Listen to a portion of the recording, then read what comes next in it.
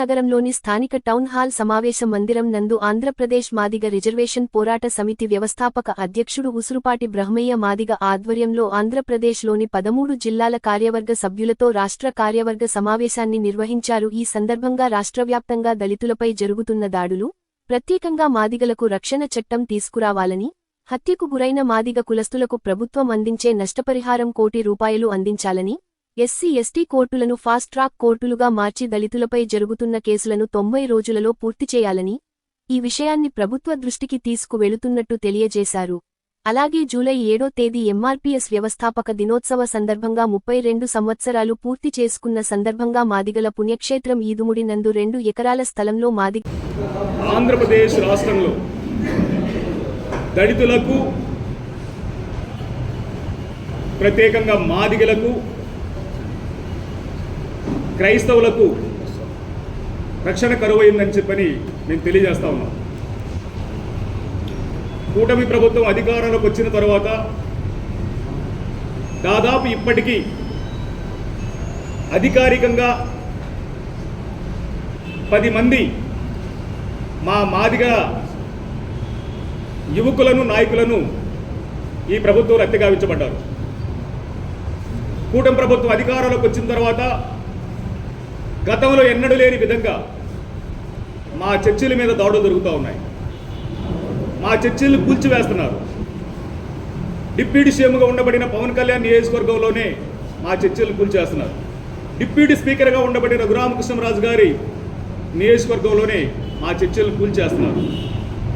ఇంటి ముందు చర్చి పెట్టుకొని మైక్ ప్రచారం పోతుంటే, క్రైస్తవ ప్రచారం పోతుంటే ధర్మవరంలో మా క్రైస్తవ ఇళ్ల మీద పడి దాడి చేశారు. ఇలా చెప్పుకుంటా పోతుంటే ఓ కొల్లలు. అందుకు ఉదాహరణ, ఈ రాష్ట్ర ప్రభుత్వం వచ్చిన తర్వాత, కుటుంబ ప్రభుత్వం ఏర్పడిన తర్వాత మా చిప్పగిరి లక్ష్మీనారాయణ రాయలసీమ ప్రాంతం, మా సంజీవరావు రాయలసీమ ప్రాంతం, మా టీఎం రమేష్ మాదిగ రాయలసీమ ప్రాంతం, మనోహర్ రాయలసీమ ప్రాంతం, గోవిందమ్మ రాయలసీమ ప్రాంతం, జానకమ్మ రాయలసీమ ప్రాంతం, లేదు ఈరోజు కర్నూలు కడపలో ఉండబడినట్టు జంట హత్యలు సతీష్ ఓబులేసులు రాయలసీమ ప్రాంతం మా మాదిగ సమాజానికి సంబంధించిన వాళ్ళు. అంటే దాదాపు 10 ఘటనలు, దాదాపు 10 మందిని హత్య చేస్తే ఆ 10 మంది హత్య గావించబడితే ఆ హత్య గావించబడిన వాళ్ళు మొత్తం కూడా మాదిగలే. ఈ రాష్ట్ర ప్రభుత్వంలో మాదిగలకు రక్షణ కరువైంది. మాదిగల మాన ప్రాణాలు కాపాడటంలోను, దళితుల మాన ప్రాణాలు కాపాడటంలోను, క్రైస్తవుల ఆత్మగౌరవాన్ని, క్రైస్తవుల హక్కులను కాపాడటంలోను ఈ ప్రభుత్వం విఫలమైందని చెప్పి నేను స్పష్టంగా తెలియజేస్తున్నాను. దానికి రాష్ట్రంలో ఉండబడినటువంటి దళిత గిరిజన వర్గాలను, క్రైస్తవ వర్గాలను కలుపుకొని మా హక్కుల కోసం, మా ఆత్మగౌరవం కోసం, మా రక్షణ కోసం మేము ఒక బలమైనటువంటి ఉద్యమ కార్యాచరణకు సిద్ధపడుతున్నామని కూడా సందర్భంగా తెలియజేసుకుంటా ఉన్నాం. అదేవిధంగా రాష్ట్ర ప్రభుత్వ వైఖరిలో మార్పు రావాలని మేము విజ్ఞప్తి చేస్తూ ఉన్నాం. మమ్మల్ని చంపితే ఒకలాగా రాష్ట్ర ప్రభుత్వం స్పందిస్తుంది. అదే అగ్రకులాల వాళ్ళు చనిపోతే రాష్ట్ర ప్రభుత్వం ఒకలాగా స్పందిస్తూ ఉంది. మరణాల్లో కూడా వివక్షకి తావిస్తూ ఉంది ఈ రాష్ట్ర ప్రభుత్వం. దానిని వదిలేయాలని చెప్పి మేము విజ్ఞప్తి చేస్తూ ఉన్నాం. ఉదాహరణకి మా రమేష్ చనిపోయినా, చిప్పగిరి లక్ష్మీనారాయణ, సంజీవరావు చనిపోయినా, లేదా మనోహర్లు చనిపోయినా, చంపబడినా మాకు అట్రాసిటీ యాక్ట్ ద్వారా వచ్చేటువంటి ఆ ₹8 లక్షలు అవుతుంది. కానీ పక్కనే ఉండబడిన ప్రకాశం జిల్లాలో ఒక కాపు సామాజిక వర్గానికి సంబంధించిన అతన్ని, కమ్మ సామాజిక వర్గానికి సంబంధించిన వాళ్ళు చంపితే ప్రభుత్వం హుటాహుటిన ఆ కుటుంబాన్ని సందర్శించి ₹1 కోటి ఎక్స్గ్రేషియా ఇవ్వడంతో పాటు 5 ఎకరాల భూమి, ఒక ప్రభుత్వ ఉద్యోగాన్ని కూడా కుటుంబానికి ప్రకటించిన విషయాన్ని మేము గుర్తు చేస్తూ ఉన్నాం. అదే జిల్లాలో ముప్పవరపు వీరయ్య చౌదరిని రాజకీయ కక్షల నేపథ్యంలో చంపితే ఆ కుటుంబాన్ని సందర్శించిన ప్రభుత్వం కూడా ₹1 ఎక్స్గ్రేషియా ఇవ్వడం జరిగింది, 5 ఎకరాల భూమి ఇవ్వడం కూడా జరిగిన విషయాన్ని మేము స్పష్టం చేస్తాను. అంటే మరణాల్లో కూడా దళితులను చంపితే ఒకలాగును, అగ్రకులాలను చంపితే ఒకలాగును స్పందించడం అనేది సహేతుకం కాదు. కాబట్టి మరణాన్ని ఏ మరణం చావుగారి చూడండి, హత్యను హత్యగా చూసి ఆ హత్యలకు గురి కాబడినటువంటి దళిత కుటుంబాలకు కూడా ₹1 ఎక్స్గ్రేషియా ఇవ్వాలని చెప్పి మేము డిమాండ్ చేస్తూ ఉన్నాం. దానికోసం ఉదాహరణకి ఈ దేశంలో 1989లో అట్రాసిటీ చట్టం వచ్చింది. అట్రాసిటీ చట్టం రాకముందు కారచేడు సంఘటన జరిగింది. అట్రాసిటీ చట్టం వచ్చిన తర్వాత చుండూరు జరిగింది, లేదా లక్ష్మీపేంట, నీరుకొండ, పిప్పర అనేక గ్రామాల్లో కూడా సంఘటనలు జరిగినాయి. ఆ సంఘటనలు హత్యలు గావించబడిన మాట నిజం, మా దళితులు చంపిన మాట నిజం. కానీ వాళ్ళు శిక్షలు పడిన సందర్భం ఇక్కడ కనబట్టలేదు.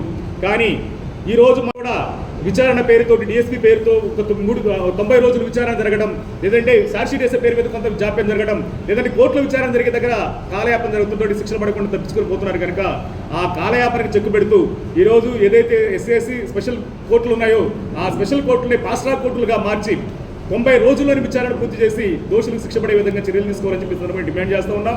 అదేవిధంగా మరణాలకి వివక్షను తావివ్వకుండా ₹1 మాకు కూడా ఇవ్వాలని చెప్పి మేము డిమాండ్ చేస్తూ ఉన్నాం.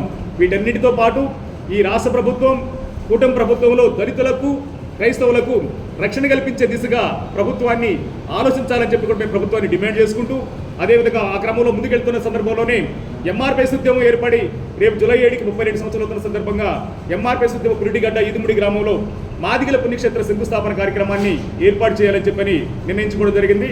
దానికి సంబంధించి ఇప్పటికే 2 ఎకరాల భూమిని కూడా తీసుకోవడం జరిగింది.